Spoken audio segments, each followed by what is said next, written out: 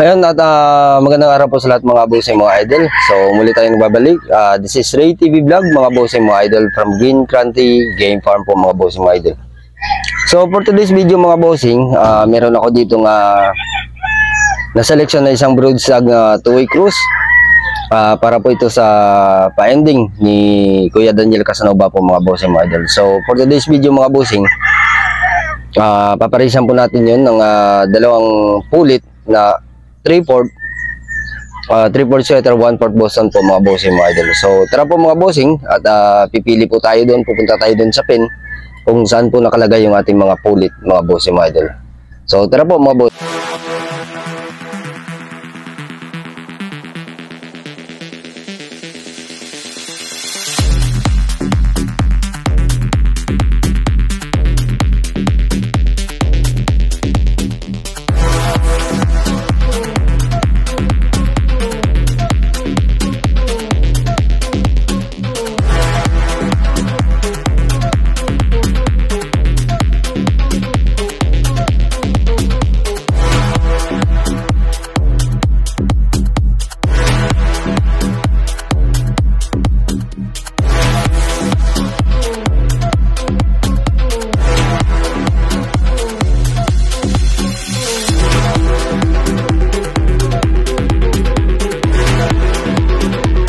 So pupunta tayo dito mga bossing mga idol kung saan po nakalagay yung ating 3/4 sweater, 1/4 Boston.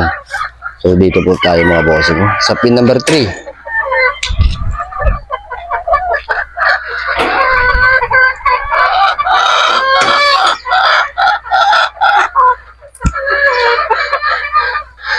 So dito tayo pipili mga bossing doon sa ating ipapares, doon sa ating broodstag na 2-way cruise.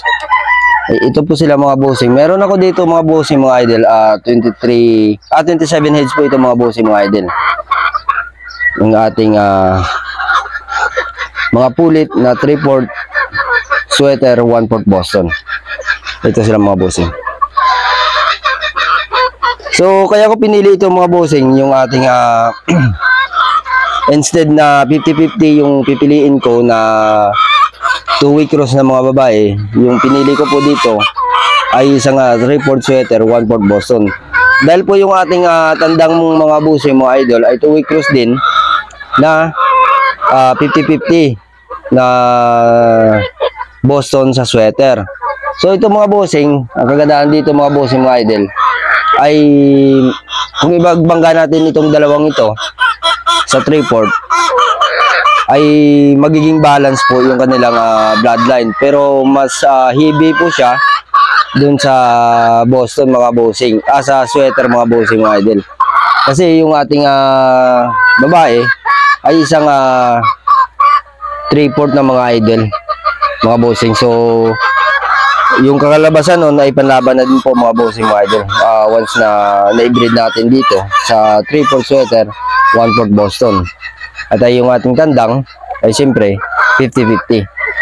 So mga bossing mga idol, sa mga nagtatanong, sir, paano po ba pumili ng isang broodstag na 2-way cruise?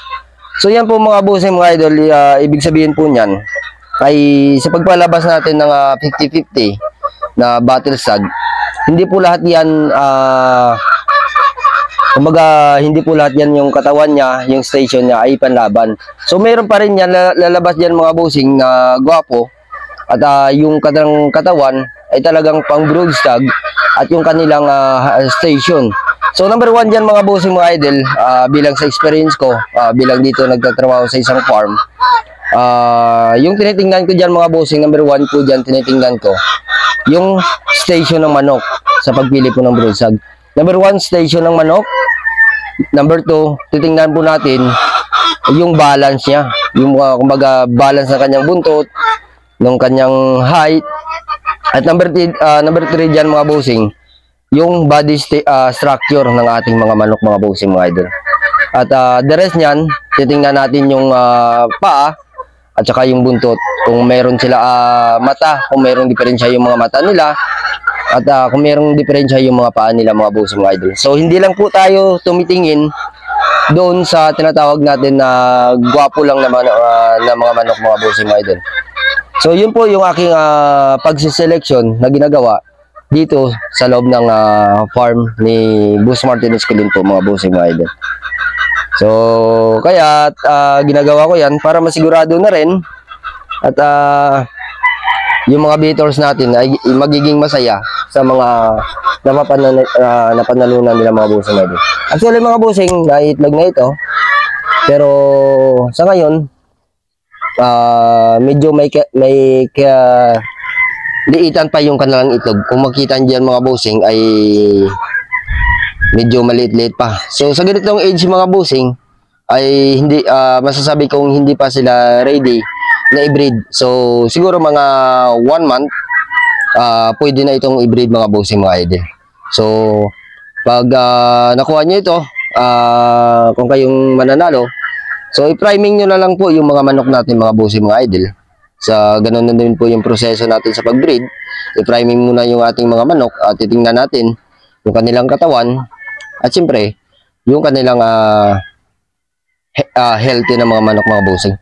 So dito mga bossing, meron tayo ditong 27 heads.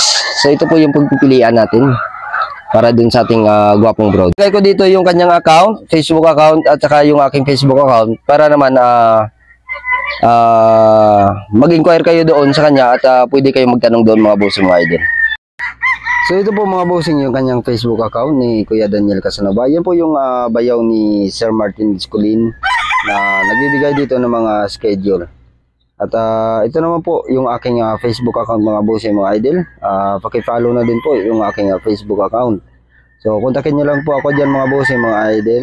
Maraming salamat po. So dito mga bossing, pipili na po tayo dito ng 2 piraso para po sa kanyang pa-ending ni Kuya Daniel Casanova. So mga bossing, kung gusto niyo pong sumali ay i-direct message siya sa kanyang Facebook account. Kung hindi siya makontak, i-message po ako mga bossing. Pero ilalagay ko po dito yung both account namin na 2 mga bossing. Kung sakali na mag-inquire kayo dyan sa kanya, walang problema. Kung sa akin ay wala din problema po mga bossing mga idol. So yun naman po mga bossing at pipili na po tayo dito. At i-close up natin doon sa ating Green Country Game Farm na gwapo't magaling na sign po mga bossing para makita niyo po ito. So i-close up natin yung ang ating brood stag at yung ating 2 pulit na makukuha dito mga bossing, yung mapipili natin. So yun po mga bossing, ikakat muna natin ito at pipili tayo dito. Ilalagay natin doon sa ating Green Country Game Farm sa tapat po ng Green Country Game Farm. So yun po mga bossing mga idol. Yan po mga bossing mga idol yung ating brood stag na 2-way cruise. Yan po yung ipapares natin doon sa ating 2 3/4 sweater, 1/4 Boston po na pulit mga bossing mga idol. Tingnan nyo naman po kung gaano kagwapo yan mga bossing. Para po yan sa tryo natin mga bossing mga idol. Dito lang yan sa Green Country. Good morning mga bossing. Ito na po ating tryo. Ang brood stag natin, 50-50 sweater Boston. At ang ating mga pullets, 3/4 possum, 1/4 Boston. Straight kung po lahat to mga boss. Extra na naman to si Mingming oh. Ano kaya ito ba ito? Pumira ka ng moment ha. Mga bossing, dito lang yan sa Green Country Game Farm, gwapo't magaling. So yun po mga bossing mga idol at hanggang dito na lang po yung ating video sa araw na ito. At maraming salamat po mga bossing mga idol sa inyong patuloy na pagsuporta sa aking munting YouTube channel. At nga pala mga bossing, meron tayong parating na mga brood stag na Boston Roundhead at mga possum po mga bossing. So abangan nyo po yan sa next episode ng ating video mga bossing mga idol. So hanggang dito na lang po mga bossing at God bless po sa lahat mga bossing mga idol.